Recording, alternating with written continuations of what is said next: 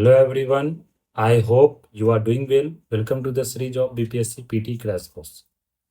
जैसा कि हम लोगों ने प्रीवियस लेक्चर में मॉडर्न हिस्ट्री के साथ शुरू किया था, तो मॉडर्न हिस्ट्री में हम लोगों ने जो रिलेटेड बिहार से रिलेटेड हिस्ट्री है वो हम लोगों ने डिस्कस किया। इसमें हम लोगों ने जो डिफरेंट यूरोपियंस का जो अराइवल्स हुआ था इंडिया में, चाहे वो पोर्तुगीज़ हो, इंग्लिश हो, जो ब्रिटिश ईस्ट इंडिया कंपनी है वो इंग्लिश हो, चाहे वो डच हो, डेन्स हो, और जो सबसे लास्ट कौन था, फ्रेंच।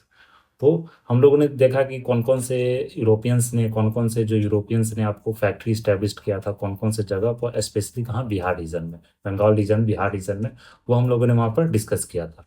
और अब जो हमारा जो ये लेक्चर है इसमें हम लोग देखेंगे उससे आगे जो हम लोग ने वहाँ पूरे अच्छे से डिस्कस कर लिया रिलेटेड जितने भी आपको, फिर बैटल ऑफ बक्सस भी देख लिया, बैटल ऑफ प्लासी भी देख लिया, फिर किसके बीच में वो फाउट हुआ था, किसके बीच में वो लड़ा गया था, क्या उसका रिजल्ट रहा, वो जितना भी था, फिर नवाब बंगाल के बारे में, तो वो जितना भी जो चीज़ था, मतलब आपको मॉडर्न हिस्ट्री से रिलेटेड, मेनली बिहार से रिलेटेड, वो हम लोग ने वहाँ डिस्कस कर लिया। जो हमारी ये नेक्स्ट लेक्चर है इसमें हम लोग देखेंगे जो नेक्स्ट का जो टॉपिक है वो परमानेंट सेटलमेंट सिस्टम हो गया, जैसे रिवोल्ट ऑफ बिहार। रिवोल्ट में जो बिहार में रिवोल्ट हुआ था, various tribal revolt, various civil revolt, various kind of, you can say that farmers revolt हो गया, या किसी तरह का बोल सकते हैं आपको पीजेंट्स रिवोल्ट हो गया। तो वो रिवोल्ट मत हम लोग यहाँ पर देखेंगे जो मेनली इंपॉर्टेंट है। उस रिवोल्ट में जो, जैसे हम लोगों ने मॉडर्न हिस्ट्री जो ऑफ इंडिया डिस्कस किया था, बिहार पीटी जो क्रैश कोर्स था उसी के अंदर, उसी तरह क्या होगा कि यह भी क्रैश कोर्स में जो हम लोग डिस्कस करेंगे मेनली बिहार स्पेशल से रिलेटेड, तो इसमें जो डिस्कस करेंगे वो हमारा जो डिस्कस करने का जो तरीका होगा, खासकर जो रिवोल्ट्स में, तो डिफरेंट जो पीजेंट्स रिवोल्ट या ट्राइबल रिवोल्ट, उसमें हम लोग क्या करेंगे, मतलब जो लीडर्स है उसके बारे में देखेंगे, वो रिवोल्ट किस जगह पर हुआ, कौन से डिस्ट्रिक्ट में हुआ, और इस रिवोल्ट का क्या आउटकम्स था, और ये रिवोल्ट क्यों हुआ, और कौन से लीडर ने इस रिवोल्ट को क्या किया, लीड किया, वो हम लोग उसके बारे में देखेंगे। तो इतना ही 3-4 आपको वर्ड्स उसमें याद रखना है, क्योंकि वहां से क्या होता है कि डायरेक्ट आपको क्वेश्चंस पूछा जाता है हर एक साल बिहार में। अगर बिहार बीपीएससी का बात करें तो वहां पर देखेंगे 2-3 क्वेश्चन आपको उस रिवोल्ट से पूछा जाता है। तो सबसे पहले हम लोग परमानेंट सेटलमेंट और जमींदारी सिस्टम समझ लेते। तो क्या हुआ कि ब्रिटिश को रेवेन्यू कलेक्ट करना था, तो जो रेवेन्यू जो कलेक्ट होता था ब्रिटिश का, तो वो पहले तो रेवेन्यू कलेक्ट करने का राइट नहीं था, लेकिन हम जानते हैं जो बैटल ऑफ बक्सर हुआ, बैटल ऑफ प्लासी हुआ, उसके बाद क्या हुआ, ब्रिटिश को राइट मिल गया आपको रेवेन्यू कलेक्ट करने का। तो वो रेवेन्यू कलेक्ट करता दीवानी राइट, जिसे दीवानी राइट ही बोला जाता है। तो दीवानी राइट मिल गया। तो जो दीवानी राइट मिला तो ब्रिटिश ने जो ये काम किया कि मतलब वो परमानेंट सेटलमेंट सिस्टम बनाया, मतलब जमींदारी सिस्टम। जैसे वो तो ब्रिटिश, वो तो एक छोटा सा बोल सकते हैं कि हैंडफुल ऑफ ब्रिटिशर्स था वो, मतलब उतना भी ज़्यादा नहीं था कि वो पूरी इंडिया में सब जगह जाके अपने मतलब कि सबसे मांग मांग के आपको रिवेन्यू कलेक्ट कर पाए। उसने क्या किया, एक सिस्टम बनाया जमींदारी सिस्टम, परमानेंट सेटलमेंट सिस्टम। उसमें क्या होता था कि उसने जो इंडिया का एक पीपुल था, जो इंडिया का जमींदार था, उसको नियुक्त किया, उसको बोला कि तुमको हम इस एरिया का रिवेन्यू कलेक्ट करने का राइट देते हैं, रिवेन्यू कलेक्ट करने का तुमको हम यहाँ पर जो जमींदार का जो राइट होता है वो तुमको देते हैं, यहाँ पर तुमको रिवेन्यू कलेक्ट करना है, और उसका कुछ पार्ट तुमको रखना है, कुछ पार्ट क्या करना है कि ब्रिटिश का जो ट्रेजर है, ब्रिटिश को आप जमा करना है। तो इस तरह से क्या हो, जमींदारी राइट्स आपको आगे निकल कर आए। तो जमींदारी राइट्स में हम लोग देखेंगे इसमें 3-3 आपको था। जो सेटलमेंट सिस्टम था, परमानेंट सेटल जिसको जमींदारी बोलते हैं, फिर महलवाड़ी सिस्टम था। तो महलवाड़ी हम लोग ने डिस्कस कर रहे हैं बिहार स्पेशल में, यहाँ नहीं मतलब देखेंगे, क्योंकि ये महलवाड़ी आपको मेनली जो नॉर्थ एरिया में था, नॉर्थ जो वेस्टर्न एरिया बोल सकते हैं, पंजाब जो एरिया हो गया, हिमाचल एरिया, उस सब एरिया में आपको एक मलबाड़ी सिस्टम था। फिर अगर रैयतवाड़ी सिस्टम की बात करें तो रैयत मीन्स क्या होता है, पीजेंट्स। ये किस रीजन में था आपको, ये आपको मनली साउदर्न रीजन में था। तो साउदर्न रीजन में जैसे मैसूर रीजन हो गया, मद्रास रीजन हो गया, तेलंगाना जो रीजन हो गया, ये सब रीजन में आपको था। तो लेकिन जो ये जमींदारी सिस्टम था ये मेनली बिहार, बनारस, बंगाल रीजन में ही पाया गया था, इसे परमानेंट सेटलमेंट सिस्टम बुलाया जाता। तो ये में इसका रीजन था सेटलमेंट सिस्टम के बिहाइंड। तो ये कहाँ पर इंट्रोड्यूस्ड हुआ था, ये जगह आपको यहाँ पर ध्यान रखना है, जो परमानेंट सेटलमेंट सिस्टम है। तो सबसे पहले अगर परमानेंट सेटलमेंट सिस्टम की बात करें तो ये कहाँ पर हुआ था, आपको बंगाल में स्टार्ट हुआ था, उड़ीसा में, और डिस्ट्रिक्ट ऑफ बनारस, ये 3 जगह आपको, और कुछ जो नॉर्दर्न डिस्ट्रिक्ट ऑफ मद्रास था वहाँ भी स्टार्ट हुआ था। और किसके द्वारा स्टार्ट किया गया था, ये इंपॉर्टेंट है, लॉर्ड कॉर्नवालिस द्वारा स्टार्ट किया गया था। ये बहुत बेसिक इंफॉर्मेशन आपको यहाँ पर ध्यान रखना। अगर हम लोग जमींदारी सिस्टम की बात करें तो ये किसके बीच में था, फार्मर्स, ब्रिटिश और ये मिडिल मैन, ये मेन जमींदार था, इसलिए इसे जमींदार सिस्टम था। इसको क्या करना था, इसे रिवेन्यू कलेक्ट करना होता था, और इस रिवेन्यू का जो 10th/11th पार्ट होता था वो ब्रिटिश को देना होता था, और 1/11th पार्ट जो होता था इसे खुद रखना होता था ये। और इसी तरह से जो ब्रिटिश को सबसे ज़्यादा पैसा पे करना पड़ता था, रिवेन्यू पे करना पड़ता था। इसके कारण क्या होता था कि जो जमींदार था वो भी मतलब ज़्यादा से ज़्यादा रेवेन्यू कलेक्ट करता था फार्मर से, जिसके कारण क्या हो, जमींदार को फायदा हो और फार्मर्स पर किसी तरह का जो डेवलपमेंट होता है या एग्रीकल्चर के लिए काम करना है, उस तरह का कोई काम आपको नहीं होता था। इसलिए फार्मर क्या क्या हो, धीरे धीरे स्थिति और खराब होने लगा। जो एग्रीकल्चर सिस्टम था, जो प्रोडक्शन था, वो धीरे धीरे और क्या होगा, कम होने लगा। तो ये जो शुरू करवाया था जॉन सॉर द्वारा, ये मतलब आर्किटेक्ट इसका बनाया गया था, लेकिन जो स्टार्ट किया गया था उस समय लॉर्ड कॉर्नवालिस द्वारा किया गया था, जो उस समय का गवर्नमेंट था। तो जमींदार को उसने ऑनर्स ऑफ द लैंड का दर्जा दे दिया कि जमींदार से जितने भी लैंड होगा उसका क्या होगा, वो मालिक होगा। फिर जमींदार से क्या करेगा, 1/11 पार्ट रिवेन्यू का खुद रखेगा और 10/11 पार्ट वो ब्रिटिश को सौंपेगा, ब्रिटिश को जमा करेगा। तो ये आपको यहाँ पर ध्यान रखना।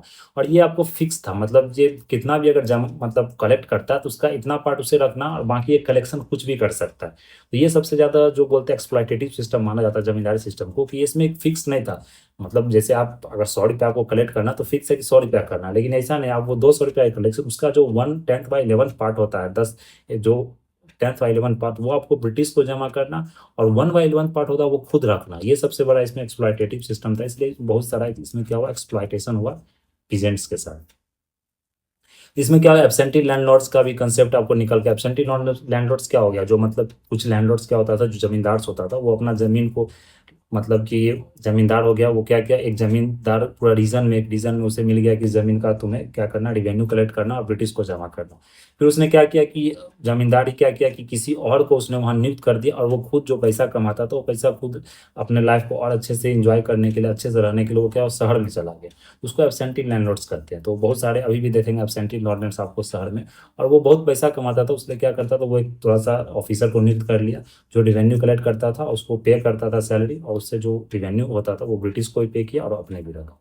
ये एब्सेंटी लैंडलॉर्ड्स आपको यही कंसेप्ट आपको शुरू हो गया जमींदारी सिस्टम से। फिर नेक्स्ट क्या हुआ कि जो बंगाल टेनेंसी एक्ट वो पास हुआ था 1885 में, जो कि आपको टेनेंट्स का राइट को क्या किया, डिफाइन किया, जो बहुत प्रोटेस्ट होने के बाद। फिर अगर रिवोल्ट की बात करें तो जो मेन आपको रिवोल्ट था बिहार में, नोनिया रिवोल्ट था। ये कब हुआ था, 1770 से 1800 में।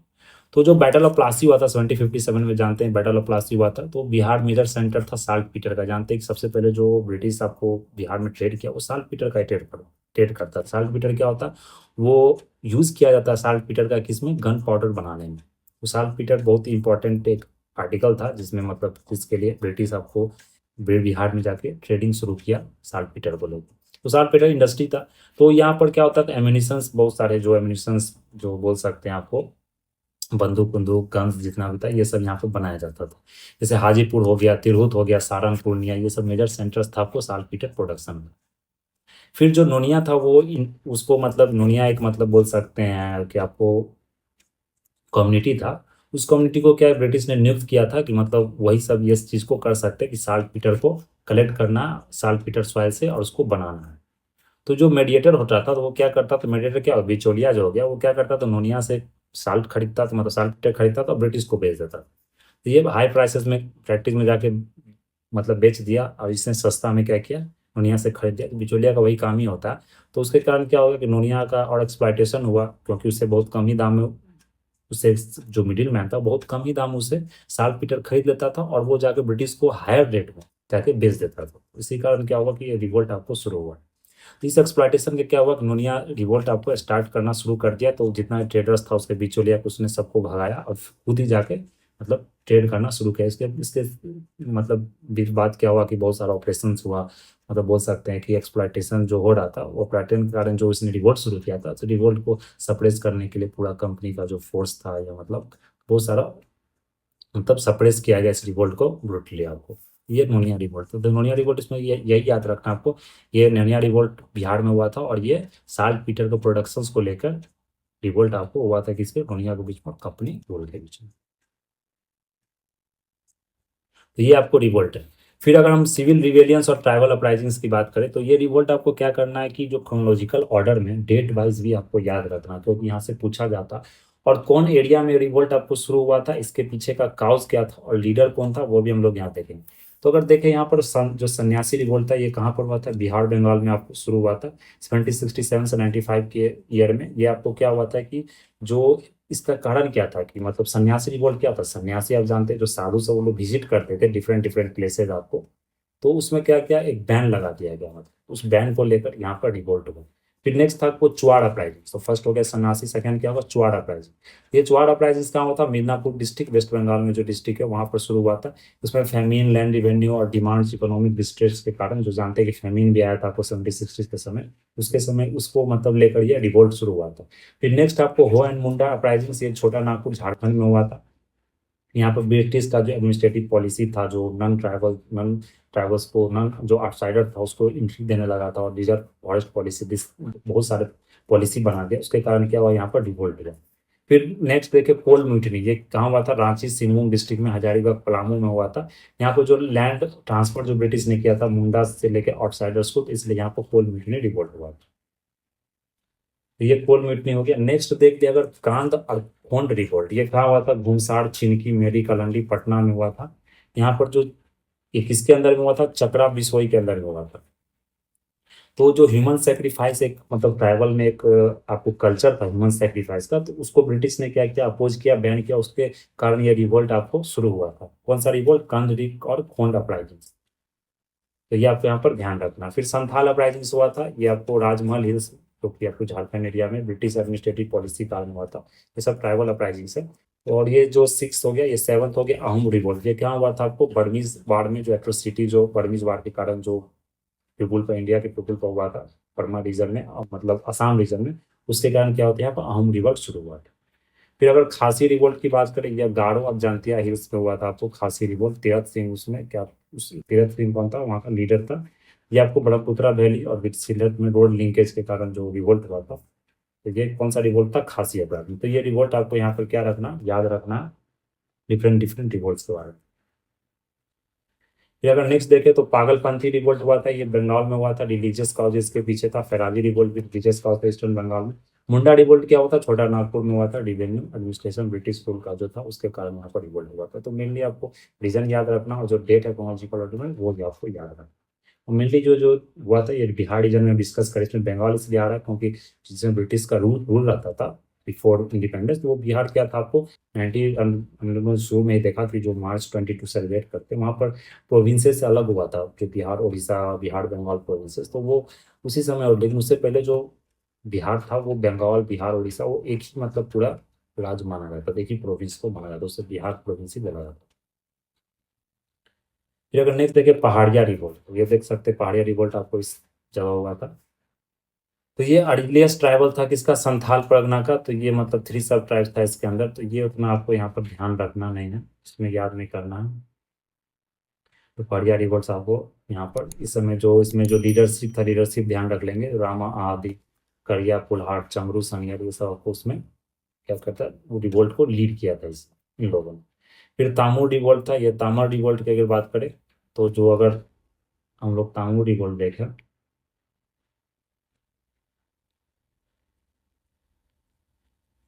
तो ये जो आपको तामर रिवोल्ट हुआ था, तो इसका मेन रीजन क्या था? तामर रिवोल्ट का, ये ट्राइबल को लैंड से आपको हटा दिया जाता है, उसको एक्सप्लॉइट भी किया जाता तहसीलदार द्वारा, जमींदार द्वारा, अधिकु जिसे नन ट्राइबल्स बोला जाता है इसके द्वारा, इसलिए रिवोल्ट आपको 1782 में छोटा नागपुर रीजन में स्टार्ट हुआ था।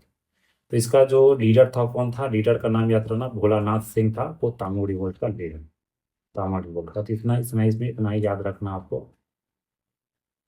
फिर आपको अगर देखें तो ये जो तिलका मूवमेंट है 1783-1805 में हुआ था, इसमें जो तिलका मूवमेंट है, तिलक मांझी ने यहाँ पर, इसलिए रिवोल्ट का ही नाम है तिलका मूवमेंट। इसमें तिलक मांझी का लीडरशिप था, तिलक मांझी ने इसे लीड किया था। फिर जो मूवमेंट था इसका ऑब्जेक्टिव क्या था? कि जो ब्रिटिश का जो ऑटोनॉमी हो रहा ट्राइबल्स के ऊपर, जो ट्राइब्स के ऊपर जो अत्याचार हो रहा है उसको रोकने के लिए, तो ब्रिटिश को इस रीजन से आपको क्या करना था? ट्राइबल रीजन से आउट करना था, मतलब चेस आउट करना था, बाहर भगाना।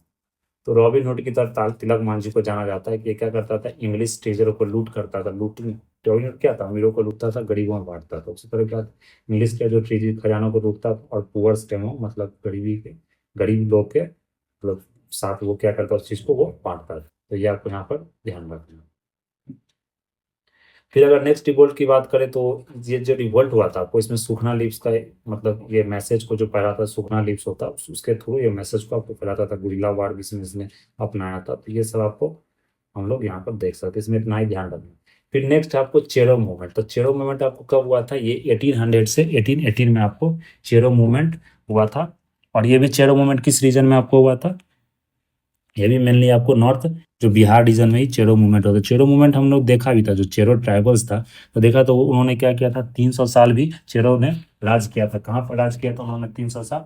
बंगाल में, जो बिहार रीजन में, वहाँ उसने राज किया था। फिर वो जो मुगल का जो आपको डायनेस्टी आया, या मतलब जो जो बाहर से इन्वेडिंग हुआ, उसके बाद उसने फिर वहाँ पर मतलब उसे अपने अंदर असिमुलेट कर लिया गया। तो जो चेरो मूवमेंट की अगर हम लोग बात करें, तो ये भुक्कन सिंह क्या था, इसने रिवोल्ट को लीड किया आपको चेरोज ऑफ पलामू में against the excess collection of rent. वहाँ पर बहुत ज़्यादा ब्रिटिश द्वारा कलेक्ट किया जाता था। तो मेनली जो रिवोल्ट ट्राइबल में था वही था कि बाहर से आके वो रिवोल्ट कलेक्शन टैक्स कर रहा है, ऑटोनॉमी जो रीजन मेनली ट्राइबल्स का होता था उस पर वो क्या कर रहा है, अपना पावर इम्पोज कर रहा है। इसके कारण वो रिवोल्ट आपको ट्राइबल रीजन में देखने को मिलेगा। तो जमींदार को वहां पर नियुक्त किया गया था। बहुत सारे मतलब पलामू परगना रीजन में ब्रिटिश ने क्या किया था, बहुत सारे जमींदार को नियुक्त कर दिया, एडमिनिस्ट्रेशन को नियुक्त कर दिया। उसके कारण यहाँ पर रिवोल्ट आपको शुरू हुआ। रिवोल्ट को मतलब जितना भी ट्राइबल रिवोल्ट था सभी को ब्रिटिश ने ब्रूटली सप्रेस किया। बहुत जो वहाँ पर जितने जनजाति थे उनको मारा भी। तब इसलिए ब्रूटली बुलाया था रिवोल्ट को, ब्रिटिश ने क्या किया, सप्रेस। फिर नेक्स्ट था आपको हो रिवोल्ट। तो हो रिवोल्ट क्या हुआ था, ये मतलब जो ये सिंहभूम रीजन में छोटा नागपुर में हुआ था आपको। ये ऑपरेशन भी ब्रिटिश जमींदार को ऑपरेशन को लेकर था। राजा जगन्नाथ सिंह को इसने एक्सप्लॉइट किया था हो tribals and acted as agent of British. तो कैप्टन विल्किंसन था, ये आपको सप्रेस किया हो रिवोल्ट को। फिर कोल रिवोल्ट देखे तो ये आपको जो कोल रिवोल्ट हुआ था ये भी छोटा नागपुर रीजन में हुआ था ब्रिटिश जमींदार के अगेंस्ट। ये Munda tribe, this was the revolt of Munda tribe. Munda tribe जो था उसके उन्होंने रिवोल्ट को शुरू किया था। होल ट्राइबल्स था उसने पार्टिसिपेट किया था, क्योंकि वो अगल बगल रीजन का भी ट्राइबल्स था आपको। फिर सिंहभूम, पलामू, मनभूम, ये मेन सेंटर था रिवोल्ट का। तो ये बुद्धू भगत इसका मतलब मेन प्रोमिनेंट लीडर था जिसने इस रिवोल्ट को लीड किया था। ये आपको यहाँ पर ध्यान रखना, इतना ही इसमें याद रखना। फिर भूमिज रिवोल्ट था, ये आपको 1832 में शुरू हुआ था। किसके लीडरशिप था? गंगा नारायण के लीडरशिप के अंदर में। ये भी सिंहभूम बीरभूम रीजन में आपको क्या हुआ था, मतलब रिवोल्ट आपको शुरू हुआ था। ये आपको यहाँ पर ध्यान रखना है। फिर अगर संथाल रिवेलियन देख लिया, संथाल हुल देख लो, तो ये रिवोल्ट कब आपको शुरू हुआ था? 1845 से 26 के बीच में शुरू हुआ था संथाल हुल में। जो इसमें मतलब रिवोल्ट का जो लीडर था कौन था? सिद्धू मुर्मू एंड कान्हू मुर्मू। तो जो मुर्मू जो आप ट्राइबल्स है वो एरिया वो भी संथाल रीजन में ही आपको मिलेगा। तो यहाँ पर इसने क्या किया था, रिवोल्ट को लीड किया था यहाँ पर। ये भी मेनली जो ब्रिटिश का कॉलोनिज्म एक्सप्लॉयटेटिव सिस्टम था उसके अगेंस्ट ये रिवोल्ट था आपको। तो ये आपको यहाँ पर ध्यान रखना। तो इतना डिटेल में नहीं जाना है क्योंकि ये पीटी में उतना डिटेल में, अगर मेंस के लिए करे तो मेंस में आपको पूरा पढ़ना पड़ेगा अच्छे से रिवोल्ट और उसके पीछे क्या रीजन था, कौन कौन से मतलब स्टेप्स लिया गया। तो इस रिवोल्ट को संथाल परगना बोला था फर्स्ट मास रिवॉल्यूशन। बहुत सारे मतलब पार्टिसिपेशन इसमें था आपको, इसलिए इसे बोला जाता है। जिसमें कार्ल मार्क्स ने इसे क्या बोला था, इंडिया का फर्स्ट मास रिवॉल्यूशन। जो ब्रिटिश रूल को अब क्या कर सकता है, वहां से उखाड़ सकता है। फिर सरदारी मूवमेंट हुआ था। इसमें मूवमेंट अब जमींदार के अगेंस्ट ये भी मूवमेंट था। छोटा नागपुर टेनेंसी एक्ट भी आपको पास हुआ था। तो ये मतलब सरदार मुंडा सरदार के द्वारा लीड किया गया था। फिर शाहफूज साफाहोर मूवमेंट देखे तो लीला हेम्ब्रूम और लाल बाबा जो मतलब फादर ऑफ दिस मूवमेंट, इन्होंने इसको लीड किया था। तो ही फेल्ड द बिगेस्ट रीजन जो फेलियर था संताल रिवोल्ट का, lack of religious fervour, strength of character. ये सब मतलब स्ट्रेंथ नहीं था, ये सब वीकनेस था, उसके कारण रिवोल्ट आपको फेल हो गया। तो ये भी मतलब आपको यहाँ पर ध्यान रख सकते। फिर खरवार मूवमेंट हो गया। तो मेनली लीडरशिप याद रखिएगा कौन से रीजन में हुआ और कौन से ईयर में हुआ। खरवार मूवमेंट, इसको सफा हर मूवमेंट ही बोला जाता है। नॉन वायलेंट ट्राइबल स्ट्रगल था ये खरवार मूवमेंट। ये संथाल ट्राइबल कम्युनिटी द्वारा इनिशिएट किया था बिहार छोटा नागपुर डिस्ट्रिक्ट में। लीडरशिप कौन था? भागीरथ मांझी। तो मांझी द्वारा ये खरवार मूवमेंट आपको शुरू किया जो कि नॉन वायलेंट मूवमेंट। तो यहाँ पर आप देख सकते हैं। फिर अगर नेक्स्ट देखें मुंडा रिवोल्ट, तो मुंडा रिवोल्ट बहुत फेमस मूवमेंट रिवोल्ट था आपको 1895 में ये शुरू हुआ था। जो कि बिरसा मुंडा, जो भगवान बिरसा मुंडा के द्वारा रिवोल्ट को लीड किया गया था। तो अगर यहाँ पर देख ले तो ये बिरसा मुंडा, इतना ही आपको इसमें ध्यान रखना, बिरसा फिर तो ये इस तरह से रिवोल्ट आपको शुरू किया गया था। तो सर बहुत सारे फ्यूडल जमींदारी सिस्टम था जिसको खून कटी सिस्टम बनाया था, एग्रेरियन सिस्टम। तो बहुत सारे जो क्रॉप्स है उसको डिस्ट्रॉय कर दिया जमींदारी की अपने मन से। जो जो डिकूज था बाहर आउटसाइडर को ब्रिटिश ने क्या किया, एंट्री देना शुरू कर दिया, एक्सप्लॉयटेशन शुरू हो गया।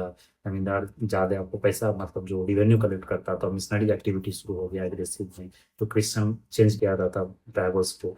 तो जानते ब्रिटिश का एक बहुत बड़ा ये भी दिक्कत है कि वो मिशनरी एक्टिविटी चला दिया। मिशनरी एक्टिविटी बहुत मतलब एग्रेसिव रूप से चला दिया। ऐसा नहीं था कि आपको मतलब परसुएट करके आपको रीजन कन्वर्जन करवाया जा रहा है, वो क्या कर रहा है, क्रिश्चियनिटी में आपको फोर्सफुली कन्वर्ट करवाया जा रहा है। तो इसलिए मूवमेंट आपको बहुत ज़्यादा तेजी से मतलब फेमस हुआ है। तो बिरसा को भी मतलब क्रिश्चियन में कन्वर्ट करने का मतलब उन्होंने कन्वर्ट करने का कोशिश किया था, जो जर्मन मिशन स्कूल था, लेकिन ये आपको यहाँ से इसने भाग गया, मतलब यहाँ से कन्वर्ट नहीं हुआ। ये आपको यहाँ पर ध्यान रखना है। इसमें इतना ही याद रखना, माफी से फर सत्या इंपॉर्टेंट सिरमोन फरहम राजा जय Vicky of the ancestral king. फिर छोटा नागपुर टेनेंसी एक्ट बना था आपको, जो ब्रिटिश छोटा नागपुर टेनेंसी एक्ट ब्रिटिश ने बना 1908 में, रिस्पॉन्स जो अपराइजिंग हुआ था उसके कारण ब्रिटिश ने बहुत सारे रूल्स यहाँ पर बनाया था कि आपको जो मतलब आउटसाइडर को जमीन नहीं दिया जाएगा, वो किसी तरह का रेस्ट्रिक्शंस आपको बनाएगा कि ट्राइबल लैंड को नॉन ट्राइबल्स को नहीं दिया बनाया जाएगा। ये छोटा नागपुर एक्ट था, इसमें जमीन हो गया जंगल जमीन फॉरेस्ट इस तरह के राइट्स को प्रोटेक्ट किया जाएगा।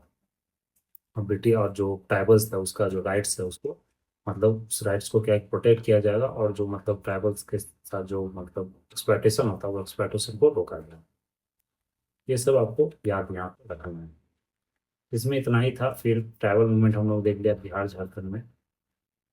जो दाना भगत का मूवमेंट था ये आपको स्टार्टेड 1914 में हुआ था, लीडरशिप ऑफ जतरा ओरायन। दाना भगत का जो मूवमेंट था ये जतरा ओरायन जो इन्होंने लीड किया था, रिलीजियस मूवमेंट था ये।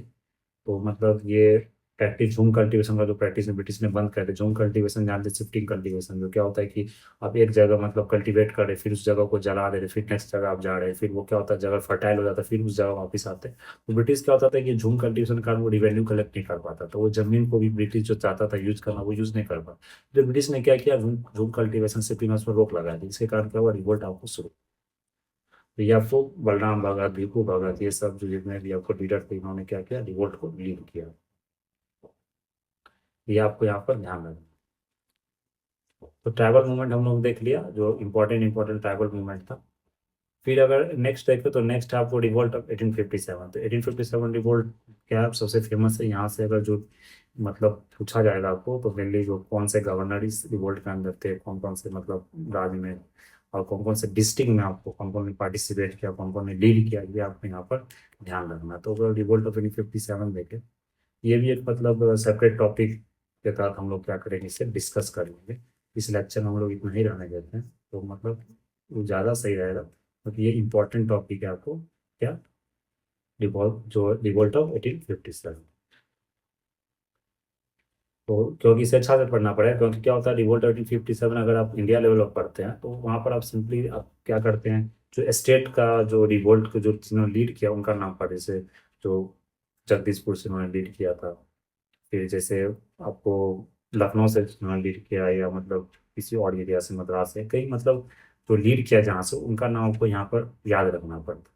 लेकिन जो मतलब मेनली जो बिहार के लिए पढ़ेंगे तो हम लोग यहाँ पर जो डिफरेंट डिफरेंट डिस्ट्रिक्ट का नाम से रिवोल्ट को याद रखेंगे कि डिस्ट्रिक्ट में किसने आपको यहाँ पर लीड किया। तो ये हम लोग क्या करेंगे वहाँ पर, इसको वहाँ डिस्कस करेंगे। जैसे मेनली हम लोग कुंवर सिंह के बारे में पढ़ते हैं ना, कि जो बिहार से आपको मेन लीडर थे 1857 रिवोल्ट में, जिन्होंने ब्रिटिश को हराया था। तो हम लोग वो अगला लेक्चर में डिस्कस करेंगे। तो अभी के लिए इतना ही रहने देते हैं। That's all for today. Thank you.